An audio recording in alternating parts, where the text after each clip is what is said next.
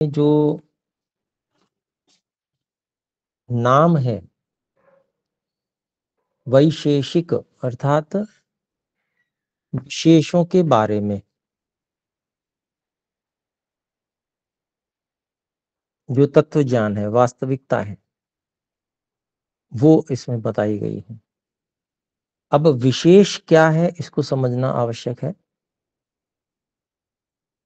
सामान्य रूप से विलोम शब्दों का प्रयोग होता है, तो उसमें विशेष का अगर हम विलोम ढूंढेंगे तो सामान्य यह विलोम शब्द मिलेगा। तो इस संसार में कुछ सामान्य है और कुछ विशेष भी हैं। विशेष जितने भी हैं उसमें कुछ सामान्य अनुगत हैं, अर्थात कारण रूप में लगे हुए हैं। जैसे कोई सोने का कुंडल है, कोई सोने का बर्तन है, कोई सोने की और कोई चीज है, कंगन इत्यादि। तो इसमें सोना सामान्य है, स्वर्ण सामान्य है, और उसमें कुंडल विशेष है, कंगन विशेष है, जो पात्र है, बर्तन है, वो विशेष है।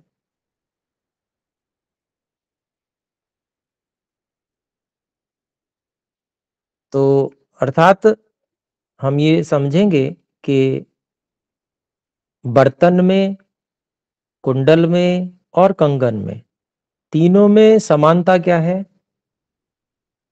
तो तीनों ही सोने का बने हुए हैं, सोने से बने हुए। ये उनमें समानता है, ये सामान्य है। और विशेषता क्या है? विशेषता ये है कि कुंडल कंगन नहीं है, कंगन बर्तन नहीं है, बर्तन कुंडल नहीं है, और बर्तन कंगन भी नहीं है। अर्थात उनका अलग अलग उपयोग है। तो ये उनमें विशेष है। तो ये उदाहरण से हमने विशेष को समझा कि विशेष क्या है। तो विशेषों को आश्रय या आधार बनाकर जो दर्शन लिखा गया है वह वैशेषिक दर्शन है, और इनमें अंत्य विशेषों की चर्चा की जाती है। अंत्य विशेष कौन से हैं? तो पृथ्वी, जल, अग्नि, वायु और आकाश, पूरा संसार जब परमात्मा ने बनाया तो उसमें सबसे अंतिम, अगर हम महाभूतों की दृष्टि से देखेंगे तो पृथ्वी, जल, अग्नि, वायु और आकाश है। और अगर इनको भी हम कारण रूप में देखते हैं, सामान्य के रूप में देखते हैं, तो फिर संसार में जो अंतिम कार्य हैं, घड़ा है, गाय है, पक्षी शरीर है, पर्वत है, ये सब अलग अलग चीजें जो पृथ्वी आदि भूतों से मिलकर बनी हुई हैं, तो वो विशेष हो गई। तो मुख्य रूप से यही जो अंत्य विशेष हैं, इन पर ही विशेष सारा जो दर्शन है वो लिखा गया है, उसके बारे में बताया गया। लेकिन अंत्य विशेषों से भी अतिरिक्त बीच के जो कार्य हैं वो सामान्य भी होते हैं और विशेष भी होते हैं। जैसे हमने बात की अभी कि पृथ्वी, जल, अग्नि, वायु और आकाश, ये पंच महाभूत हैं। तो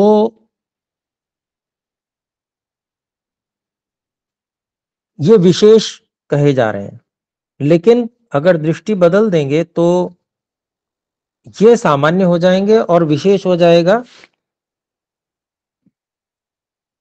घड़ा, गाय, शरीर, पर्वत, नदी, ये सब विशेष हो जाएंगे। और जो पृथ्वी, जल, अग्नि, वायु, आकाश है वो सामान्य हो जाएंगे। फिर जब हम इसको पृथ्वी, जल, अग्नि, वायु, आकाश इनको देख रहे हैं विशेष के रूप में, अभी तक हम इनको सामान्य के रूप में देख रहे थे क्योंकि वो सभी चीजों में लगे हुए हैं। जो घड़ा, गाय आदि प्राणी के शरीर और इत्यादि ये सब चीजें हैं, तो उनमें वो समान रूप से लगे हुए हैं, इसलिए वो सामान्य थे। और ये चीजें घड़ा, गौ इत्यादि ये सब विशेष थी। लेकिन अब हमने दृष्टि बदल दी। अब हमने देखा कि जो पृथ्वी, जल, अग्नि, वायु, आकाश ये हैं, ये विशेष हैं। हम इनको विशेष की दृष्टि से देखने लगे। तो इनमें अनुगत सामान्य क्या है? तो तन्मात्राएं। रूप, रस, गंध, स्पर्श, शब्द ये तन्मात्राओं के नाम हैं, जिन्हें सूक्ष्म भूत भी कहा जाता है। तो सूक्ष्म भूत वो सामान्य हो गए और ये विशेष हो गए। तो इसी तरह से और इससे पीछे जाएंगे तो जो उसका भी कारण है वो सामान्य हो जाएगा, अर्थात अहंकार। लेकिन अहंकार से बनी हुई चीजें विशेष हो जाएंगी। अहंकार से बहुत सारी चीजें बनती हैं, इंद्रियां इत्यादि और सूक्ष्म भूत। तो इस प्रकार से यह बीच के जितने भी हैं वो सब सामान्य भी हैं, विशेष भी हैं। लेकिन जो अंत में है, बिल्कुल जो अंतिम उत्पाद बना, वह अंतिम उत्पाद विशेष है, अंत्य विशेष कहेंगे उसको। तो इनके बारे में हम जानेंगे। इससे पहले हम भूमिका भी समझेंगे जो स्वामी ब्रह्म मुनि जी के द्वारा लिखी गई है। स्वामी ब्रह्म मुनि जी बहुत ही विद्वान सन्यासी हुए हैं और इस दर्शन में स्वामी ब्रह्म मुनि जी के भाष्य के अनुसार 369 सूत्र हैं।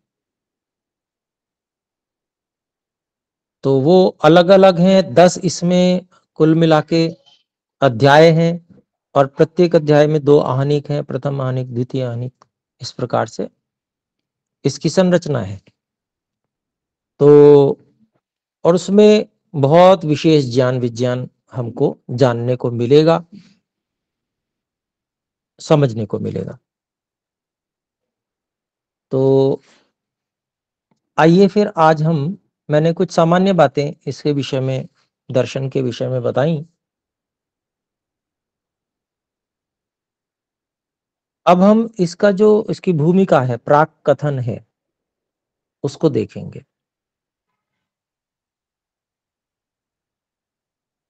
तो स्वामी ब्रह्म मुनि जी प्राक कथन में कहते हैं, केचित भाष्यकाराः न वयम षट पदार्थादिवादिनो वैशेषिकादिवत। सांख्य दर्शन का यह सूत्र है 1.25। इति पदार्थ विषये महद दीर्घवद्वा ह्रस्व परिमंडलाभ्याम, ये वेदांत दर्शन का सूत्र है 2.2.11। इति परिमाण विषय कर्मैके तत्र दर्शनात्, ये मीमांसा दर्शन का सूत्र है 1.1.66। इति शब्दानित्यत्व विषये एवं सांख्य वेदांत मीमांसा दर्शनेषु वैशेषिक दर्शनस्थ वादानां निर्देशात् तद्दर्शनेभ्यः प्राक्तनत्वं वैशेषिक दर्शनस्य मन्यते। तो स्वामी ब्रह्म मुनि जी यहाँ बता रहे हैं कि कोई लोग जो भाष्यकार लोग हैं वो ऐसा कहते हैं कि सांख्य दर्शन में ऐसा सूत्र आया है 1:25 कि न वयम षट पदार्थातिवादिनो वैशेषिक आदिवत, कि भाई हम जो है 6 पदार्थों, केवल 6 ही पदार्थ होते हैं, ऐसा नहीं मानते हैं जैसा कि वैशेषिक वाले मानते हैं। तो ये सूत्र देखकर इति पदार्थ विषय, इस प्रकार से पदार्थ के विषय में। फिर अगली बात कहते हैं वेदांत दर्शन की, महद दीर्घ वद्वा ह्रस्व परिमंडलाभ्याम, कहते हैं ह्रस्व परिमंडलाभ्याम, गोलाई और लंबाई ह्रस्व के आधार पर दीर्घ व महत्व वाले पदार्थ सिद्ध होते हैं। ये अभिप्राय है इस सूत्र का। तो यहां पर जो है परिमाण की चर्चा हो रही है, इति परिमाण विषय, परिमाण के विषय में। यहां पर वहां सूत्र में क्या कहा जा रहा है अभी इतना महत्वपूर्ण नहीं है, महत्वपूर्ण यह है कि सूत्र में विषय क्या है वो समझना है बस, कि सूत्र में विषय परिमाण की बात की जा रही है। महत, दीर्घ, ह्रस्व, परिमंडल इत्यादि, ये सब क्या है, परिमाण को कहने वाली चीजें हैं। फिर आगे कहा मीमांसा दर्शन का सूत्र देखे, कर्म के तत्र दर्शनात्, एक कुछ लोग कहते हैं कि उनमें शब्द कर्म से उत्पन्न होता हुआ देखा जाने से अनित्य है, उत्पन्न होता हुआ देखा जाने से। तो यहां पर शब्द के अनित्यत्व का विषय है, ऐसा देखकर। फिर एक और चीज कहते हैं सांख्य वेदांत मीमांसा, ये सब दर्शन जो हैं, कौन कौन से, सांख्य वेदांत मीमांसा, इन दर्शनों में वैशेषिक दर्शन में कहे गए सिद्धांतों का निर्देश दिखने से,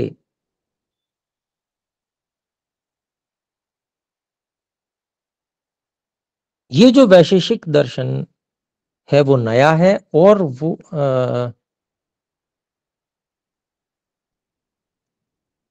नहीं, वैशेषिक दर्शन पुराना है और ये चीजें नई हैं, क्योंकि इसमें वैशेषिक दर्शन का वर्णन मिल रहा है।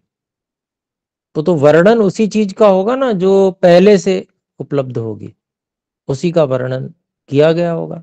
सांख्य दर्शन में कहा गया वैशेषिक आदिवत, तो इसका मतलब क्या हुआ कि सांख्य दर्शन वाले वैशेषिक दर्शन को देख के कह रहे हैं, इसका मतलब सांख्य दर्शन बनने से पहले वैशेषिक दर्शन पहले से था। तो कुछ लोग ऐसा समझते मानते हैं। तो कहते हैं मन्येरन्ते, भाई मानते हैं तो मानते रहे वो, तथा दृष्टिया, उनकी दृष्टि से, उनकी अपनी दृष्टि से वो वैसा मानते हैं तो मानते रहे।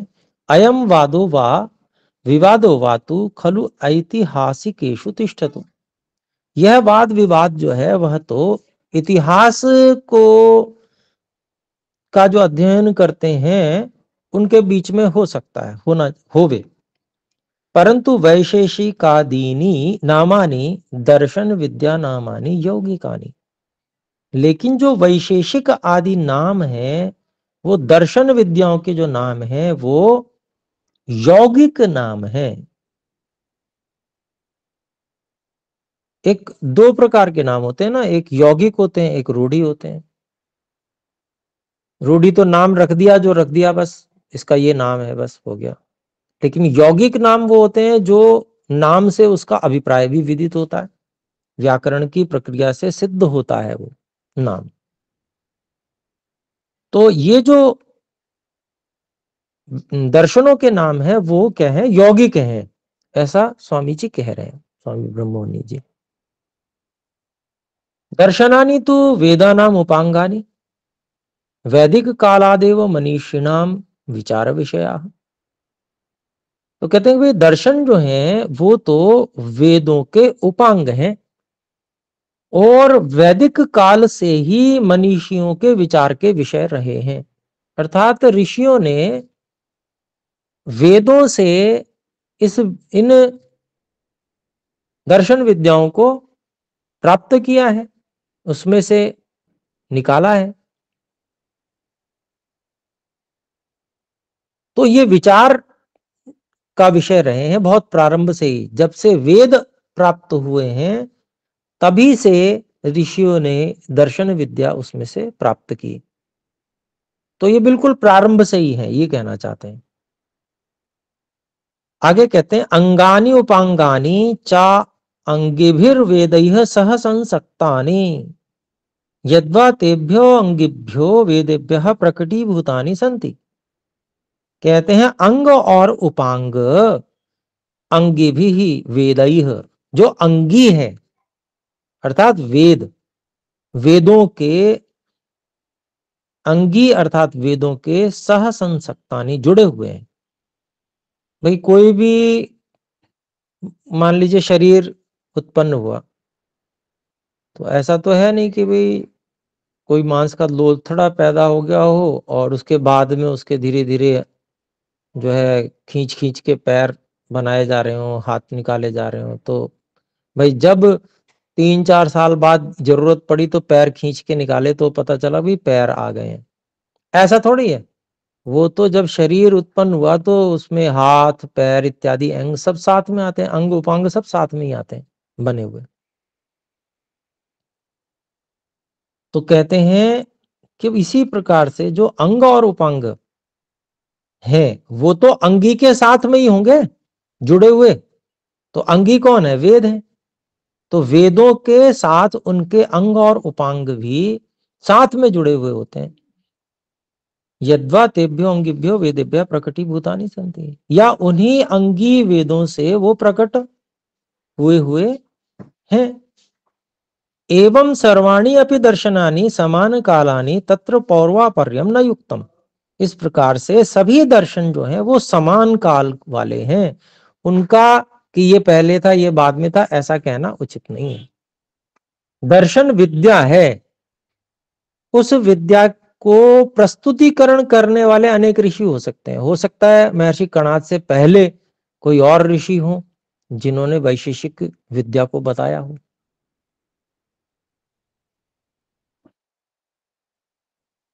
फिर लोगों को और समझने में कठिनाई हुई तो महर्षि कणाद जी ने उसको सूत्र में पिरो दिया और उसको बताया। तो विद्या पहले से थी, जो उसको प्रस्तुत करने वाले प्रस्तुतिकरण करने वाले ऋषि कणाद जी आ गए।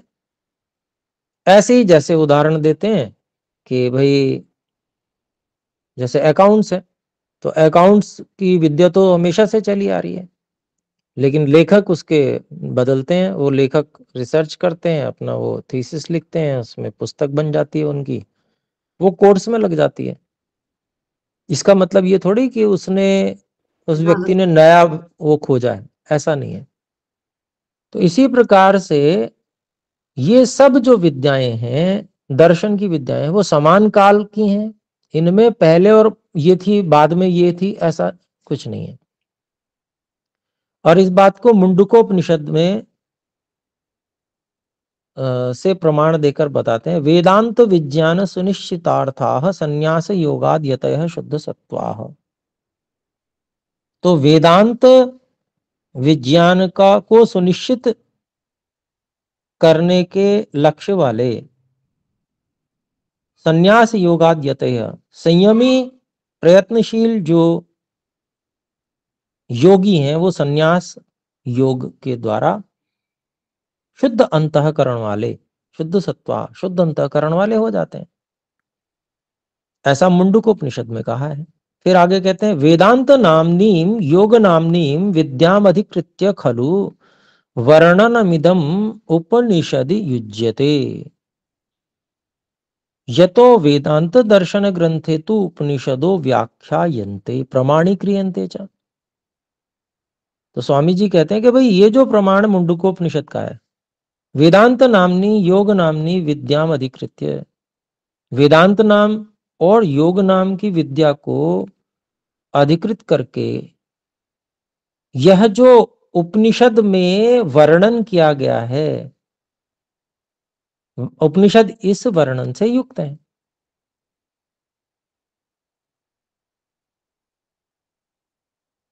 तो कहते हैं कि वेदांत दर्शन ग्रंथे तो उपनिषद व्याख्यायन्ते।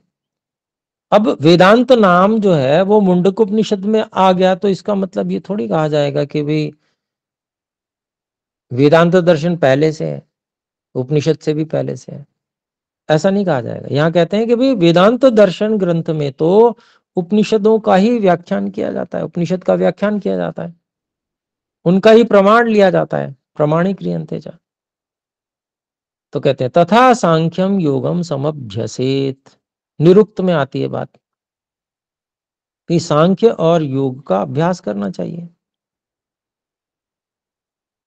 गर्भे सांख्य योगयोः अवलंबन विद्या दृष्टिया न तो ग्रंथ रूपेण संगच्छते। आचार्य के गर्भ में सांख्य योग का आधार लेना विद्या की दृष्टि से है, सांख्य विद्या, योग विद्या, न तो ग्रंथ रूपेण, वो जो है ग्रंथ रूप से उसको लेना उचित नहीं है। नहीं तो फिर ऐसा भी कहा जाएगा भी सांख्य दर्शन जो है वो, योग दर्शन जो है वो निरुक्त से पहले हो गया था, लिखा गया था, ऐसा कहना पड़ेगा। तो लेकिन ऐसा वो वहां है नहीं, उसको समझने की आवश्यकता है, ये कह रहे हैं स्वामी जी। तत्र दर्शन ग्रंथेषु तु योग्य यथा योग्यम स्वक्षेत्रानुसारेण विचार प्रदर्शनेनैव भवितव्यम, नहीं तत्र अन्य विद्यावादस्य खंडनम अपेक्षितम। तो स्वामी जी कहते हैं कि भाई दर्शन के ग्रंथों में तो जैसे जैसे जो योग्य है अपने अपने क्षेत्र के अनुसार विचारों का प्रदर्शन होना चाहिए वहां, अर्थात प्रत्येक दर्शन में अन्य विद्यावाद का खंडन जो है वो अपेक्षित नहीं है। अपितु तत्र भिन्न क्षेत्र से अनुवाद मात्रतया प्रतिपादनम यत् तत्र क्षेत्रे तु इत्थम अस्मदीय क्षेत्रे खलु इदम इति मते अस्माकं सर्व दर्शनेषु। तो स्वामी जी कहते हैं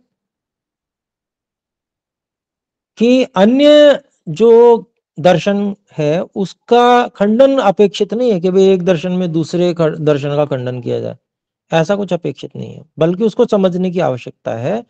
बल्कि क्या है, उन दर्शनों में भिन्न क्षेत्र से अनुवाद मात्रतया, क्षेत्र बातचीत करने का जो क्षेत्र है वो अलग अलग, विषय अलग अलग हो जाने से वो प्रतिपादन उस तरह का किया गया है कि वहां उस क्षेत्र में उस विषय में तो इत्थम ऐसी बात है, अस्मदीय क्षेत्र, लेकिन हम जिस दृष्टि से बातचीत कर रहे हैं, जिस विषय में बात कर रहे हैं, तो उसमें तो ये बात है। तो ऐसा सभी दर्शनों में स्वामी ब्रह्म मुनि जी मानते हैं और हमें भी उचित लगता है। तो ये एक पैराग्राफ अभी मैंने इसका पढ़ा। अभी एक हाथ यहाँ पर खड़ा हुआ है। जी अनीता जी, बहन अनीता जी, आप कुछ कहना चाहते हैं? अनम्यूट करके बोल सकते हैं। हाँ नहीं नहीं, ये गलती से हो गया है, हम सुन रहे ठीक हैं है जी, आपका। जी जी अच्छा। धन्यवाद जी। कृपया ध्यान दीजिए, आपके कारण से आप ध्यान नहीं रखेंगे और हाथ खड़ा हो जाएगा, पूछा जाएगा तो बाकी सबका भी समय नष्ट होगा, तो ध्यान दें इस पे। बहुत धन्यवाद। आइए आगे बढ़ते हैं।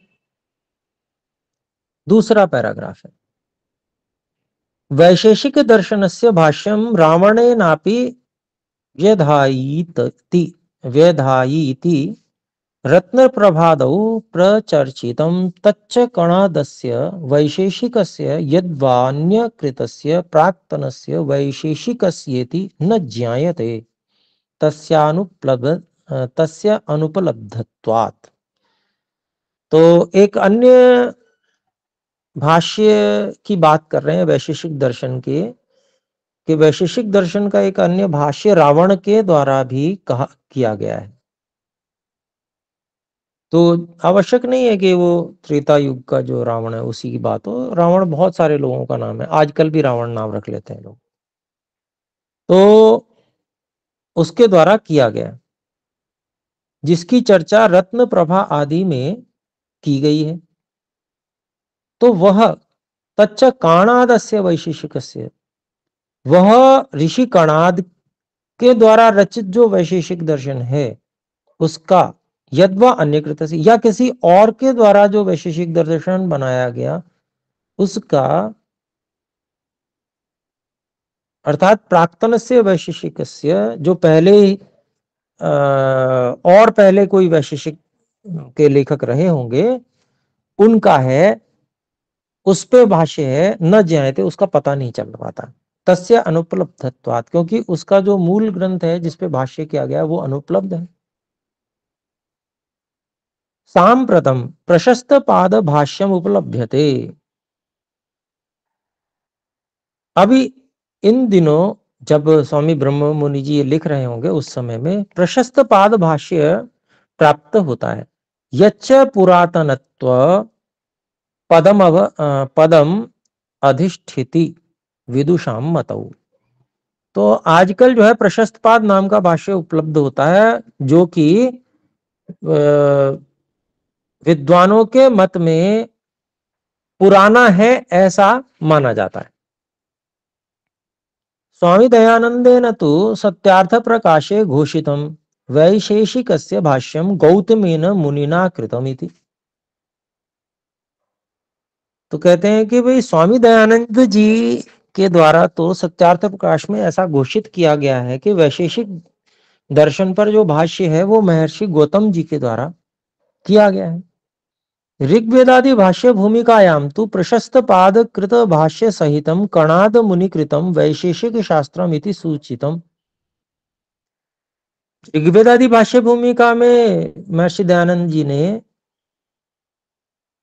प्रशस्त पाद के द्वारा किए गए भाष्य सहित कणाद मुनि जी के द्वारा किए गए वैशेषिक शास्त्र को सूचित किया गया है।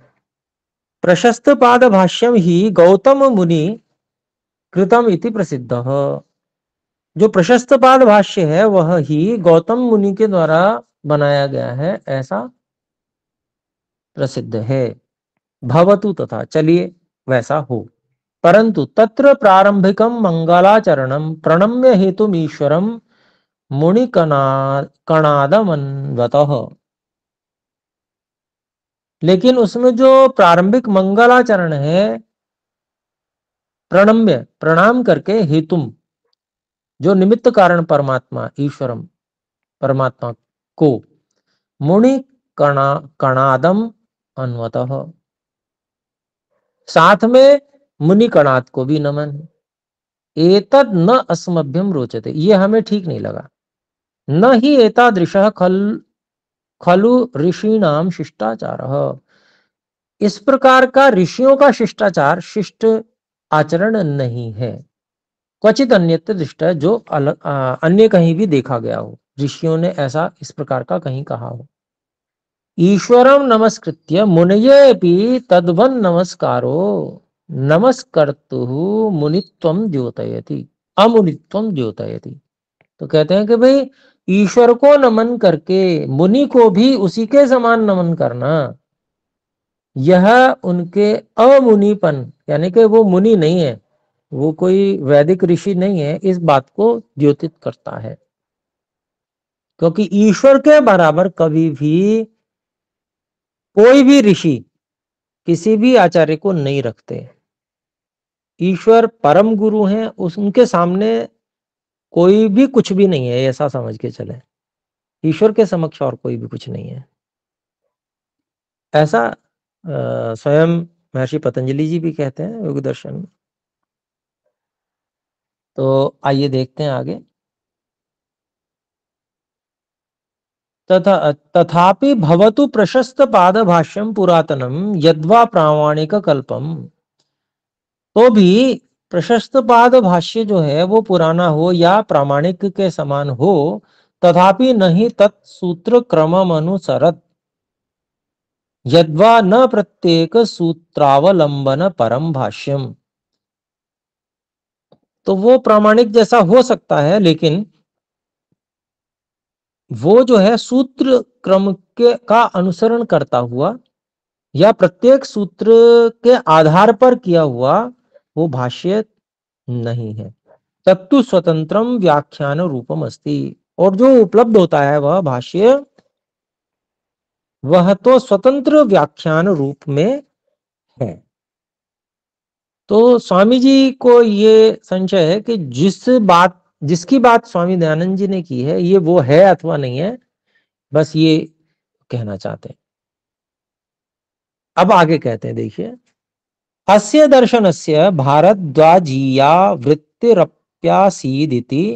शंकर मिश्रेण निजोपस्कर वृत्तौ वृत्तिकृतस्तु इति वचनेन स्थाने स्थाने संकेतितम्।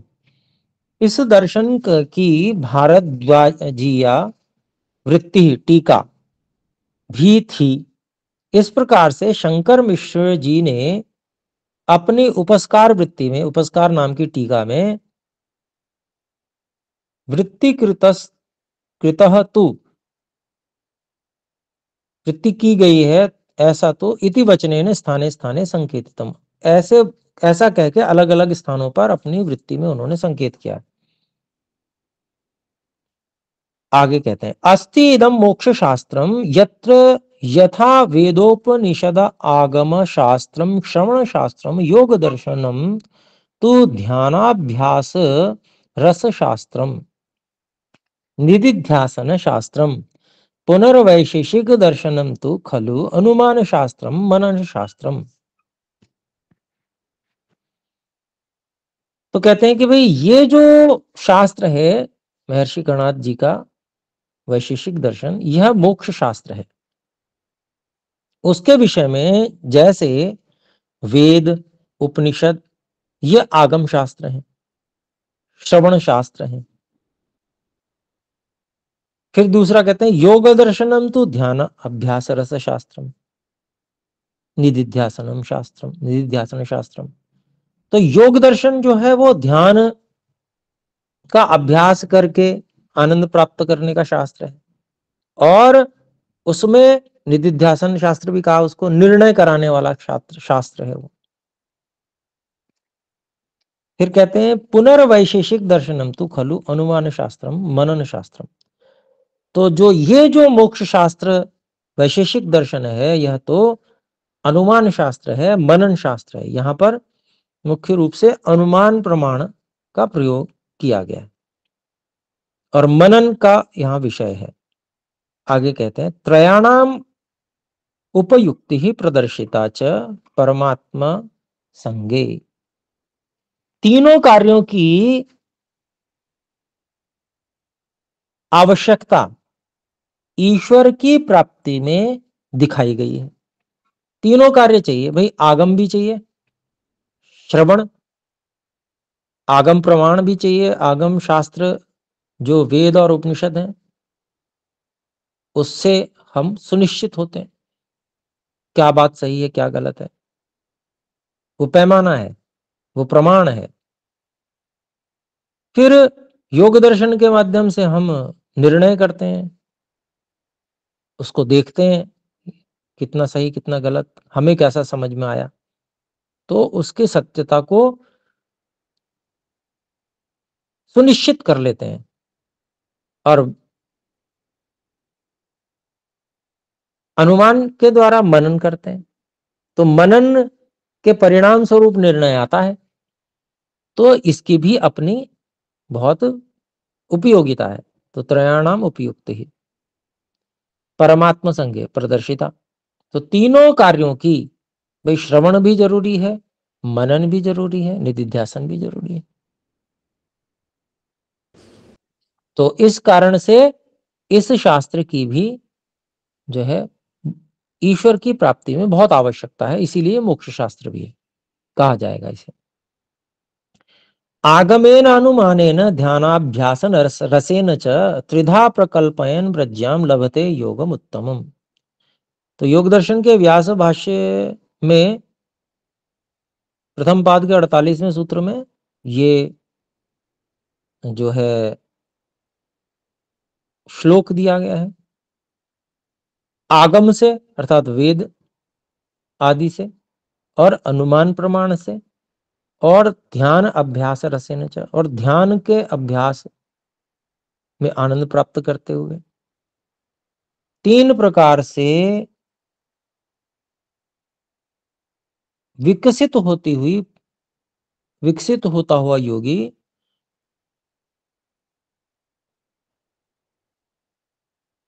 प्रज्ञा को प्राप्त करता है और उससे वह उत्तम योग को प्राप्त करता है।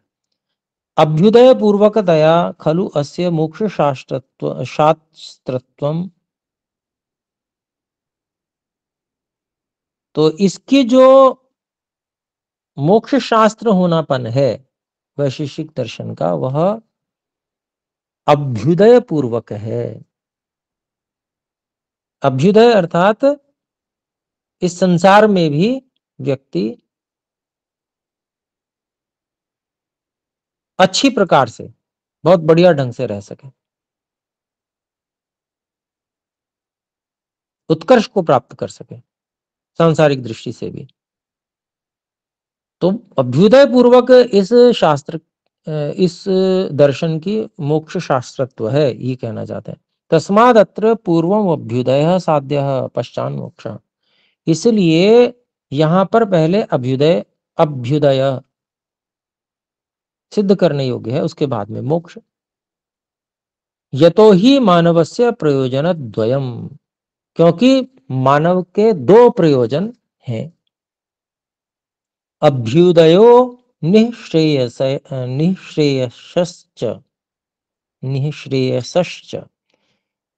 तो कौन कौन से हैं? तो अभ्युदय और निःश्रेयस, ये 2 प्रयोजन है। तत्र प्रयोजन द्वये धर्मार्थ काम मोक्षाश्चत्वारः पदार्थाः, तो 2 प्रयोजन में धर्म अर्थ काम और मोक्ष, ये 4 पदार्थ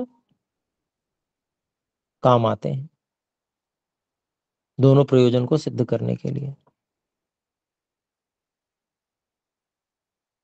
या हम उसको दूसरे रूप में कह सकते हैं, धर्म अर्थ काम और मोक्ष अभ्युदय और निःश्रेयस ही है, ऐसा कह सकते हैं। अर्थ कामौ तु अभ्युदयः तस्य मूलम धर्मः, अर्थ और काम जो है वह तो अभ्युदय है और उसका मूल धर्म है। पुनरभ्युदयानंतरम निःश्रेयसम मोक्ष सिद्धिरिति युक्तम, तो कहते हैं फिर अभ्युदय के बाद में निःश्रेयस अर्थात मोक्ष की सिद्धि यह उचित है। फिर आगे कहते हैं पृथिव्यादि परमात्म पर्यंत वस्तूनाम विज्ञानम अत्र धर्म विशेषः, पृथ्वी आदि से लेकर परमात्मा पर्यंत, ईश्वर पर्यंत जो वस्तुएं हैं उन सबका विशेष ज्ञान यहां पर धर्म विशेष है। सच मनुस्मृत्यादि धर्म शास्त्र प्रतिपादित वर्णाश्रम धर्म तो मीमांसा शास्त्र विहित कर्म कांडाख्या धर्मतश्च विशिष्ट हो। तो यहां पर जो धर्म है वो किसे कहा गया है उसको बता रहे हैं कि भाई पृथ्वी आदि से लेकर परमात्मा पर्यंत जितने भी वस्त्र हैं उनका जो वस्तु हैं उनका जो विशेष ज्ञान है उसी को यहां पर धर्म विशेष कहा गया है। और मनुस्मृति आदि धर्मशास्त्र में जो प्रतिपादित वर्ण आश्रम का धर्म है कि भाई इस वर्ण को ऐसे कर्तव्य करने चाहिए, कर्तव्य कर्म करने चाहिए, ये धर्म जो बताया है वहां पर। और मीमांसा शास्त्र में जो कर्मकांड नामक करके जो धर्म है, अर्थात वहां पर कर्म विशेष करने से उत्कृष्टता प्रकृष्टता होगी, प्रकर्ष होगा, तो वो धर्म वहां पर कहा गया है। तो उन सब से भिन्न धर्मो अस्य शास्त्र से लक्ष्यम, इन सब जो दोनों शास्त्रों की बात की, मनुस्मृति और मीमांसा शास्त्र, इनमें जो धर्म कहा गया है उनसे भिन्न धर्म इस शास्त्र का लक्ष्य है। तस्मात् तद व्याख्यान करणम आचार्यस्य प्रतिज्ञा, इसलिए उसी का व्याख्यान करना आचार्य की प्रतिज्ञा है। तत्परिबृहणार्थ खल्वेश संदर्भ, उसी को विस्तार से बताने के लिए यहां पर आगे बात चलेगी। फिर आगे कहते हैं षण्णाम दर्शनानाम युगलत्रयम तत्र सांख्य योग योह एकम मीमांसा वेदांतयोः द्वितीयम वैशेषिक न्याययोस्तृतीयम इति। 6 दर्शनों के 3 जोड़े हैं, उनमें से सांख्य और योग पहला जोड़ा है, मीमांसा और वेदांत दूसरा जोड़ा है, और वैशेषिक और न्याय तीसरा जोड़ा है। तत्र च प्रत्येकस्मिन् युगले पूर्वं पूर्वं दर्शनमनीश्वरवाद परमिति धारणा खल्वाधुनिकानां भाष्यकृता मध्ये त्रीणां च परंतु सा न सत्या। कहते हैं कि इन जितने भी जोड़े बताए उनमें से पहला पहला दर्शन, जैसे सांख्य योग में से सांख्य, मीमांसा वेदांत में से मीमांसा, और वैशेषिक न्याय में से वैशेषिक, पहले पहले वाला जो दर्शन है वो अनीश्वरवाद परक अर्थात ईश्वर को न मानने वाला है। इति धारणा, ऐसी जो धारणा खलु आधुनिका नाम, आधुनिक जो लोग हैं अर्थात भाष्य कृताम, जिन्होंने भाष्य, आधुनिक लोगों ने भाष्य किया है, और जो आधुनिक रूप से अध्येत्री नाम, जो अध्ययन करते हैं, उनकी ऐसी धारणा है। परंतु सा न सत्या, पर वास्तव में उनकी यह बात सत्य नहीं है। तो कहते हैं सांख्य मीमांसयोर विषये तु सांख्य दर्शन भाष्ये तथा दार्शनिकाध्यात्म तत्वे ग्रंथे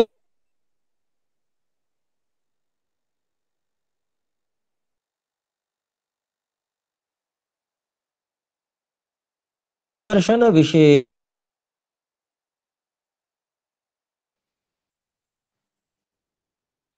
तो कहते हैं कि भाई देखिए सांख्य और मीमांसा इन दोनों के विषय में तो सांख्य दर्शन के भाष्य में और दार्शनिक आध्यात्म तत्व नाम के ग्रंथ में स्वामी ब्रह्म मुनि जी ने विस्तार से प्रतिपादित किया है।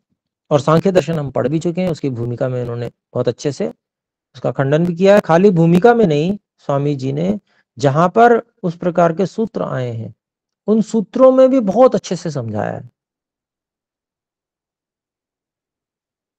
तो आगे देखते हैं,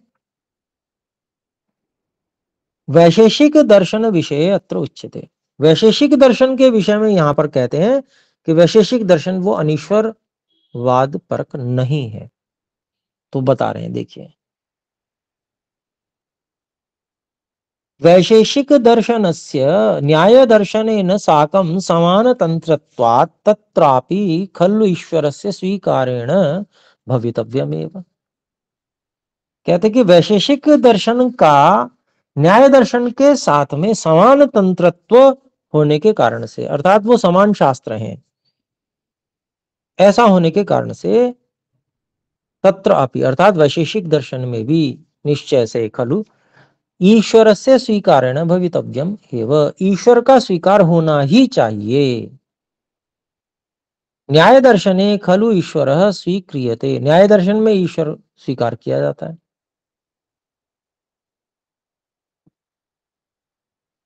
न्याय दर्शन का सूत्र देते हैं ईश्वर कारणम तत्कारितत्वाद हेतु। तो फल को उत्पन्न करने में ईश्वर जो है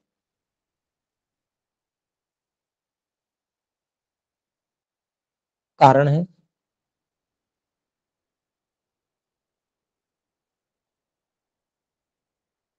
तत्कारितत्वात् अहेतु, तो जितने भी साधन हैं वो परमात्मा के द्वारा दिए गए होने से, ईश्वर कर्मफल देने में स्वच्छंद कारण नहीं है, अर्थात जैसा मर्जी फल दे, कर्म का फल दे या ना दे, या कर्म नहीं भी किया तो भी फल दे दे। तो ऐसा यहां पर न्याय दर्शन में आता है।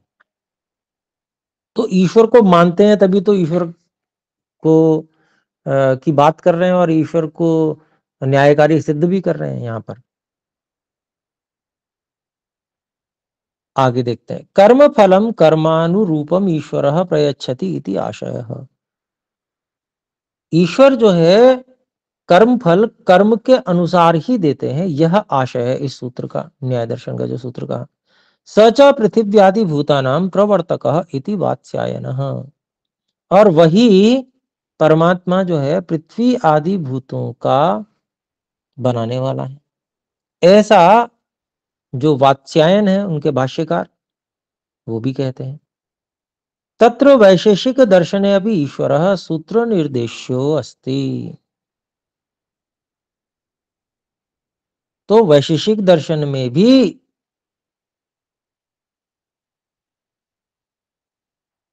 ईश्वर सूत्र के द्वारा निर्दिष्ट है। तो सूत्र देते हैं, विभवान महान आकाशस तथा च आत्मा, कि भाई जो ये आकाश है वो व्यापक है और बहुत बड़ा है, महान है। तथा च आत्मा, ऐसे ही परमात्मा भी है। यहां आत्मा का अर्थ परमात्मा क्यों लेंगे, क्योंकि जहां विभु विशेषण आएगा वो आत्मा का नहीं हो सकता, आत्मा तो एक देशी है, तो परमात्मा का ही है। फिर आगे संज्ञा कर्म अस्मत् संज्ञा कर्म तो अस्मत् विशिष्टानाम लिंगम। तो वेद आदि में जो नामकरण किए गए हैं संज्ञा कर्म,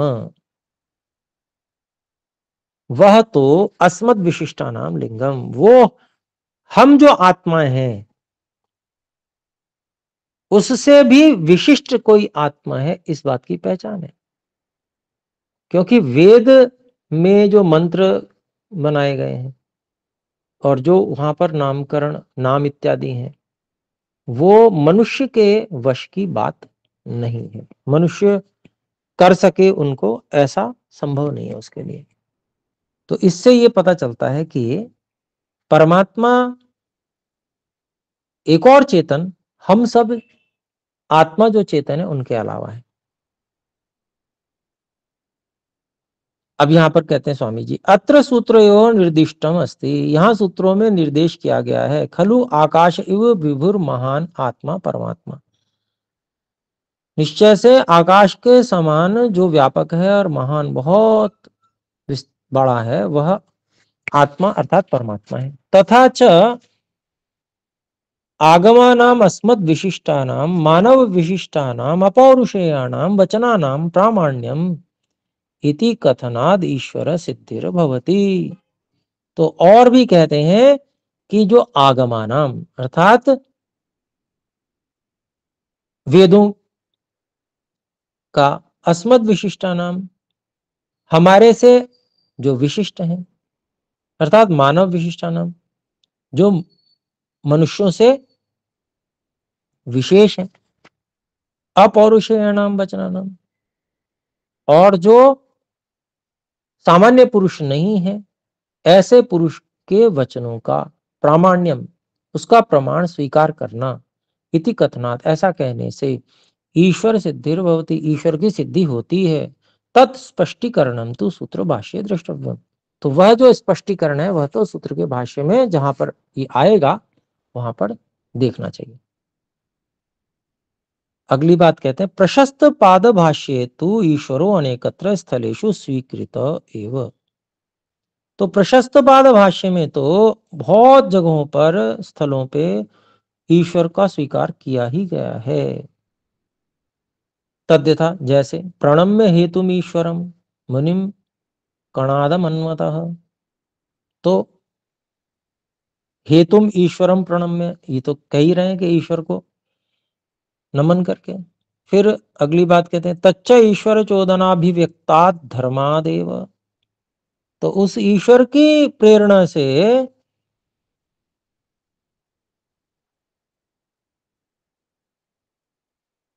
अभिव्यक्ति होने वाले धर्म से ही जीव के प्रयोजन सिद्ध होते हैं। ये आगे हम लगा लेंगे।